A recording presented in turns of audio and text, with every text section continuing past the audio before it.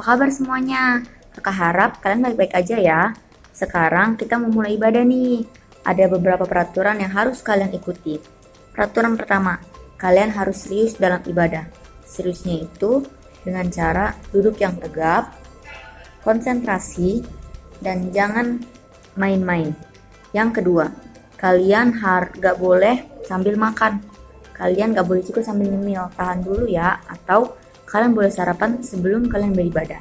Yang ketiga, kalian harus siapin Alkitab dan alat tulis untuk mencatat hal-hal yang perlu kalian catat. Yang terakhir nih, yang keempat, kalian harus tetap menjaga kesehatan kalian selama di rumah. Kalau kalian memang harus pergi keluar rumah, kalian harus pakai masker, harus pakai topi, harus pakai jaket, pokoknya harus safety. Biar selalu semangat dan tetap sehat. Sekian dari Kakak Messi, selamat mengikuti ibadah, Tuhan Yesus memberkati. Halo adik-adik, apa kabar kalian semua? Kakak Tasya percaya kita semua bersuka cita ya pada hari ini. Nah, untuk itu Kakak Tasya undang kita semua bangkit berdiri dan kita mau sama-sama memuji Tuhan. Yeay!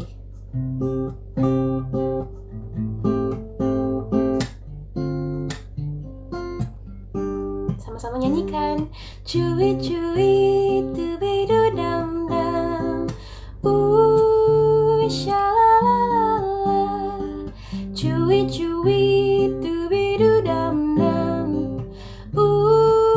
shalalala. Karena Tuhan cinta saya, cinta kamu, cinta semua. Karena Tuhan cinta saya, cinta kamu, cinta semua. Percayalah. Sama-sama nyanyikan lagu ini lagi, katakan. Cuit-cuit tubidudam-dam, shalalala. Cuit-cuit tubidudam-dam, shalalala. Karena Tuhan cinta saya, cinta kamu, cinta semua. Karena Tuhan cinta saya, cinta kamu, cinta semua. Percayalah. Sekali lagi ya, lebih semangat lagi, katakan. Cuit-cuit tubidudam-dam, shalalala. Cuit-cuit tubidudam-dam, shalalala. Karena Tuhan cinta saya, cinta kamu, cinta semua. Karena Tuhan cinta saya, cinta kamu, cinta semua. Percayalah. Percayalah, percayalah. Yeay, Tuhan Yesus cinta kita semua. Nah, sekarang Kakak Tasya mau tanya dulu nih. Adik-adik percaya kan kalau Tuhan Yesus itu tidak pernah meninggalkan kita dan Dia selalu ada untuk kita dalam keadaan dan situasi apapun? Coba semuanya angkat tangan. Wah, Kakak Tasya percaya kita semua angkat tangan ya. Nah, Tuhan Yesus itu gak pernah ninggalin kita. Dia sayang sama kita. Untuk itu Kakak Tasya mau undang kita semua, siapin hati kita dan pikiran kita, dan kita mau sama-sama sembah Tuhan lebih lagi. Lagu ini berkata bahwa Tuhan Yesus lebih dari segalanya. Dia lebih dari emas, Dia lebih berharga dari apapun. Dan kita sebagai anak Tuhan harus bangga memiliki Tuhan yang besar, yang maha kuasa seperti Tuhan Yesus. Kita mau sama-sama nyanyikan lagu ini ya adik-adik. Lord, you're more than anything. You're more than gold, more than anything. Lord, you're everything to me. I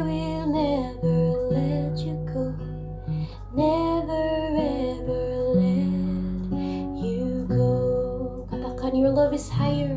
Your love is higher, higher than the heaven. Your mercy is deeper, deeper than the earth. Your grace is wider, wider than the ocean. I will never let you go, never ever let you go. Kita mau nyanyikan lagu ini dari awal dengan lebih sungguh lagi. Lord, you're more than anything, you're more than gold, you're more than gold, you're more than anything. Lord, you're everything to me. I will never let you go, never ever let you go. Your love is higher, your love is higher, higher than the heaven. Your mercy is deeper, deeper than the earth. Your grace is wider, wider than the ocean. I will never let you go, never ever let you go. Your love is higher, your love is higher, higher than the heaven. Your mercy is deeper, deeper than the earth. Your grace is wider, wider than the ocean. I will never let you go, never ever let you go. I will never let you go, I will never let you go, never ever let you go. Yuk kita mau sama-sama satu dalam doa. Semuanya lipat tangannya, tutup matanya. Kita mau kasih sikap yang terbaik buat Tuhan Yesus.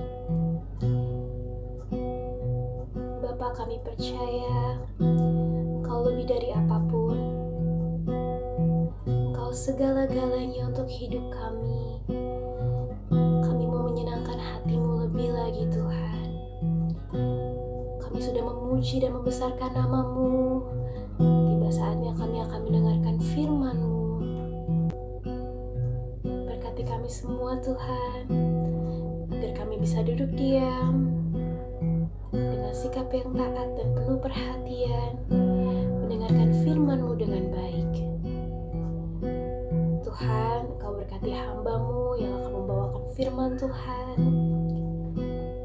Biar firman itu dapat memberkati kita semua. Terima kasih Tuhan Yesus. Kami siap mendengarkan firman-Mu dalam satu nama, nama Yesus, nama yang ajaib dan luar biasa. Dalam nama-Mu kami telah berdoa dan mengucap syukur. Haleluya. Amin. Yeay. Selamat mendengarkan firman Tuhan. Tuhan Yesus memberkati. Halo adik-adik, wah sudah saatnya kita mendengarkan firman Tuhan. Tapi sebelum kita memulai mendengarkan firman Tuhan, jangan lupa siapkan Alkitabnya dulu. Nah, karena kakak mau baca satu perikop dan adik-adik juga mesti mengikuti, dan juga kakak juga akan ada penjelasan sedikit dari ayat-ayat yang bakal kita baca, oke? Jadi kalau kalian sudah siap dengan Alkitabnya, kakak mulai ceritanya ya. Nah, jadi ceritanya ini sebuah kisah di Perjanjian Baru, dan ada seorang penginjil rasul yang yang kita sudah tahu semua, yaitu Bapak Paulus. Nah, saat itu Paulus menginjil di Athena. Nah, kita langsung buka aja di Kisah Para Rasul 17. Kisah Para Rasul pasal 17 ayat 16 sampai 34. Nah, itu perikop yang bakal kita baca hari ini. Sekali lagi ya, Kisah Para Rasul 17 ayat 16 sampai 34. Nah, sudah ya. Nah, sekarang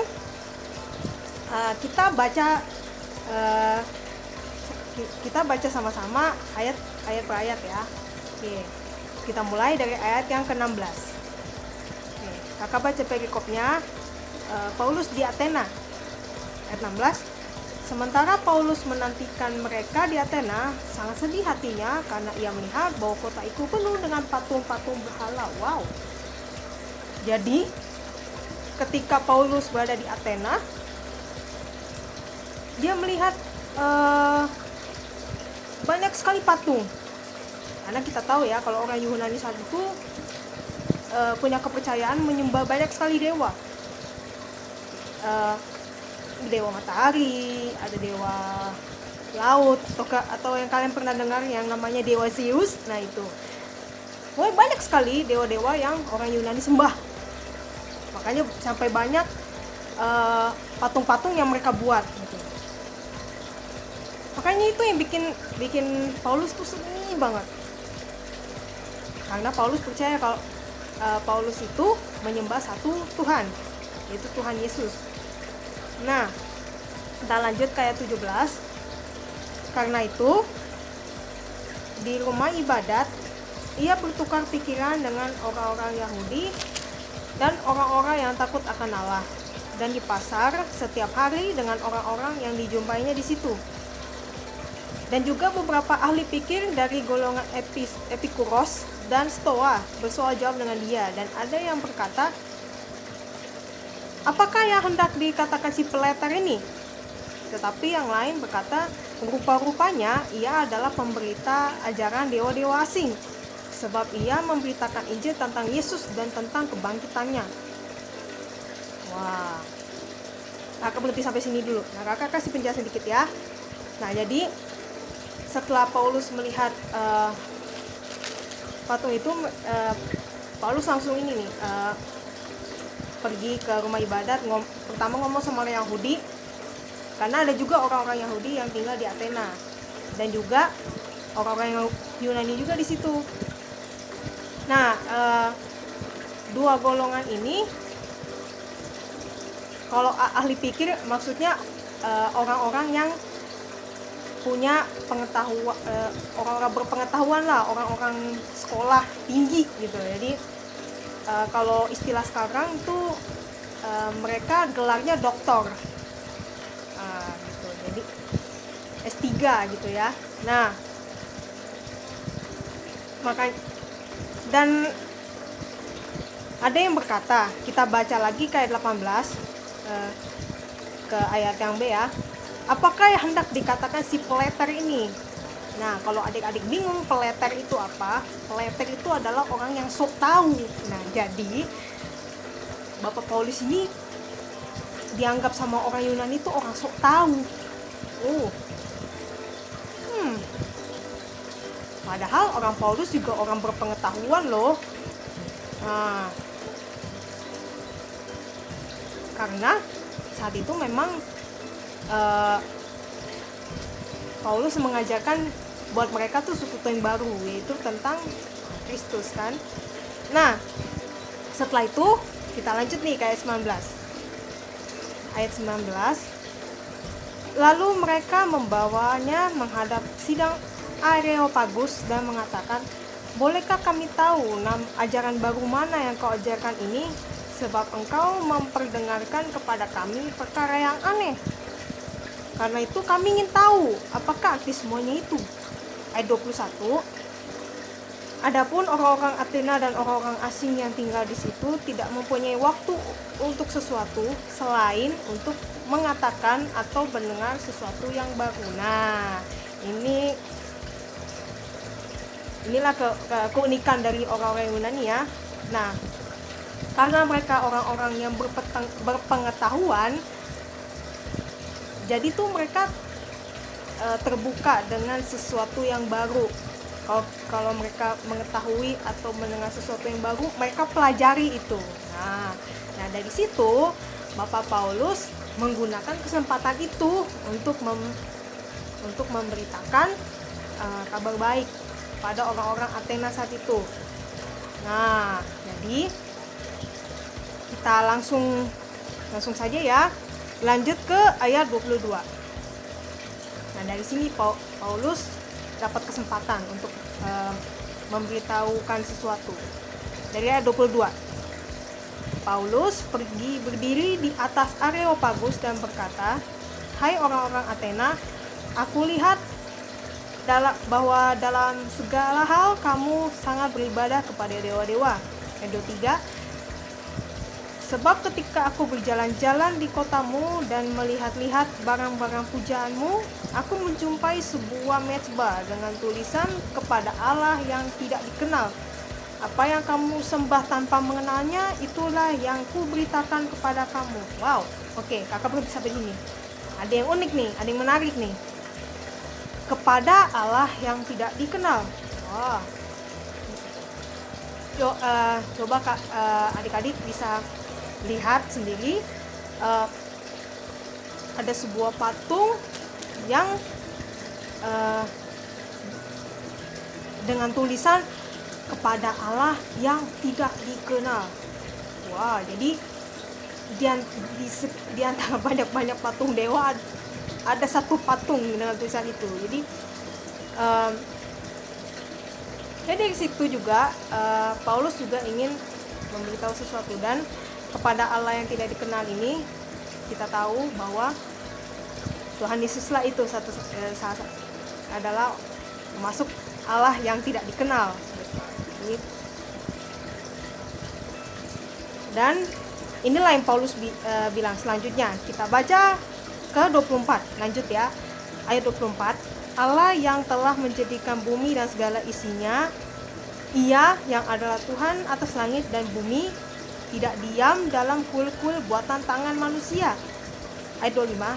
"Dan juga tidak dilayani oleh tangan manusia, seolah-olah ia kekurangan apa-apa, karena dialah yang memberikan hidup dan nafas dan segala sesuatu kepada semua orang." Ayat 26.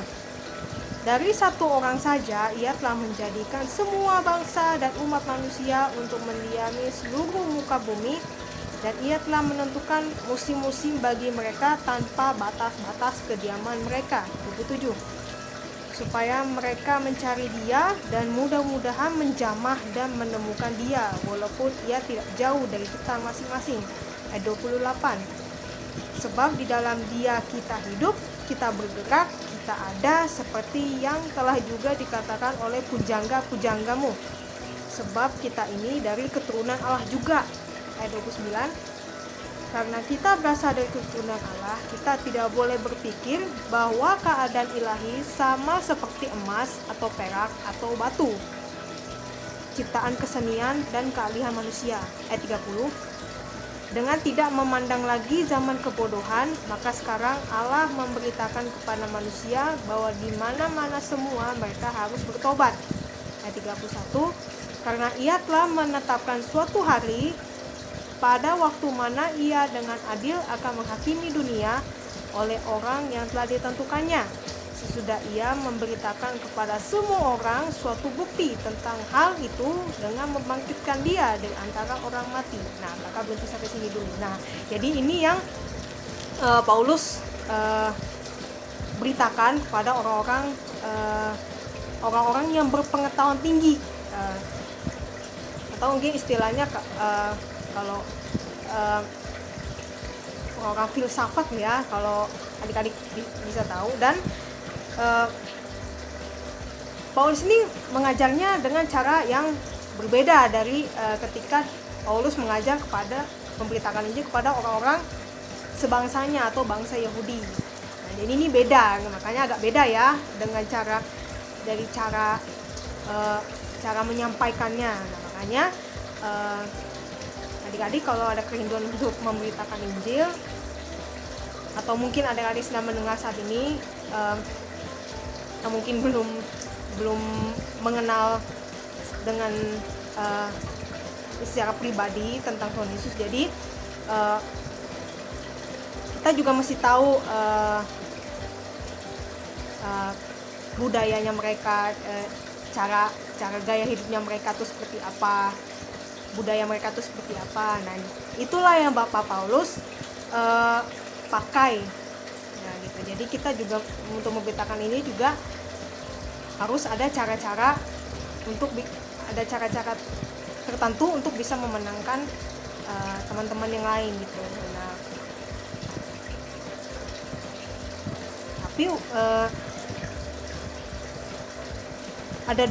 tapi kita mendapat 2 respon dari setelah Bapak Paulus beritakan nih. Ada 2 respon. Kita baca ya ke ayat 32. Nah, ketika mereka mendengar tentang kebangkitan orang mati, maka dia mengejek, dan lain-lain berkata, lain kali saja kami mendengar engkau berbicara tentang hal itu. Wow. Nah, jadi ada dua respon. Yang satu itu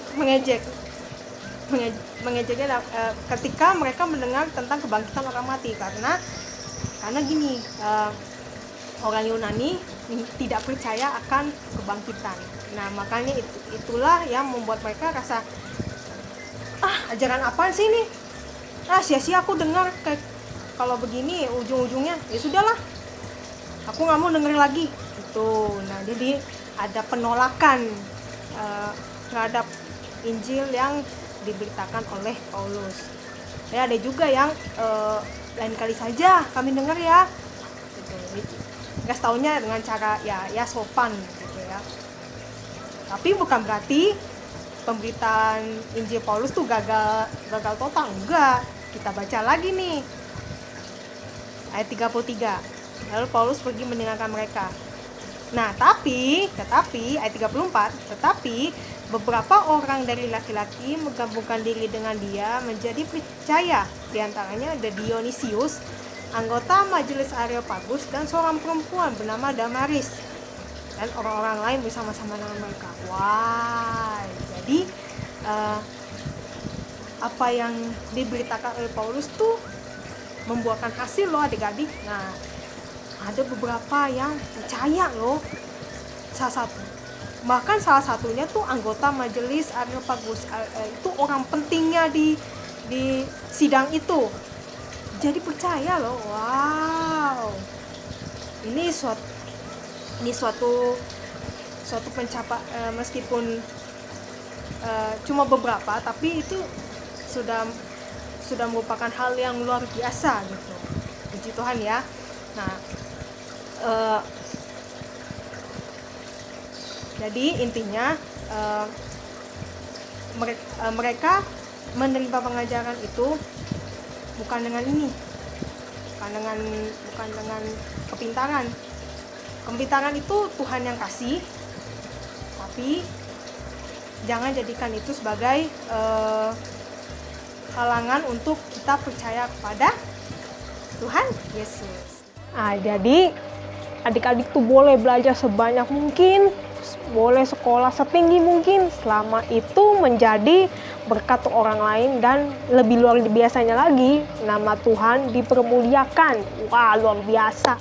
Nah, makanya tuh kalau adik-adik perhatiin, gembala kita Opa Bolang kalau setiap doa berkat tuh selalu doakan akan ada orang-orang pintar, cerdas, dan mengubah dunia. Wah, itu luar biasa loh. Itu doanya Opa Bolang untuk adik-adik juga sekalian. Wah, keren. Nah, ya kayaknya sekali lagi kakak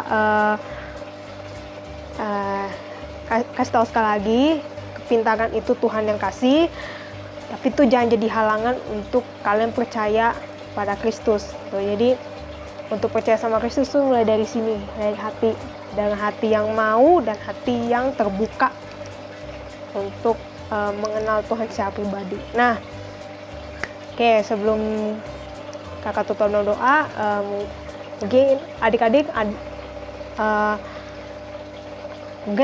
ada yang belum mengenal Tuhan secara pribadi itu seperti apa, dan mungkin ada juga yang adik-adik yang sudah mengenal Tuhan secara pribadi dan ingin lebih lagi mengenal Tuhan, lebih lagi.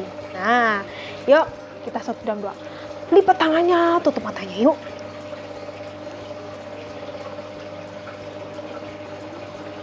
Tuhan Yesus, kami berterima kasih untuk firman-Mu saat pagi hari ini. Buat kami yang belum mengenal secara pribadi Tuhan, kami rindu Tuhan, kami mau Tuhan mengenal-Mu secara pribadi Tuhan. Kami rindu Tuhan dengan hati yang tulus dan hati yang terbuka kepadamu Tuhan. Dan juga untuk kami yang sudah mengenalmu secara pribadi, kami juga ingin lebih lagi mengenalmu secara pribadi, supaya kami yakin dan percaya dengan mengenalmu Tuhan, kami bisa menjadi berkat untuk orang lain dan namamu saja yang dipermuliakan. Terima kasih Tuhan Yesus, ini doa kami di dalam nama Tuhan Yesus Kristus. Haleluya, amin. Terima kasih adik-adik sudah mendengarkan firman Tuhan saat pagi hari ini. Tuhan Yesus memberkati. Dadah. Nah adik-adik, gimana firman yang dibawa Kak Vero? Pasti kalian terberkati banget kan? Semoga firman yang dibawa Kak Vero juga bisa jadi teladan hidup kalian ya. Nah kakak cuma mau ingetin untuk kalian tetap di rumah aja dan selalu jaga kesehatan, agar kita bisa gereja bareng-bareng lagi di gereja. Terus sampai bertemu di video minggu depan. Bye, Tuhan Yesus memberkati.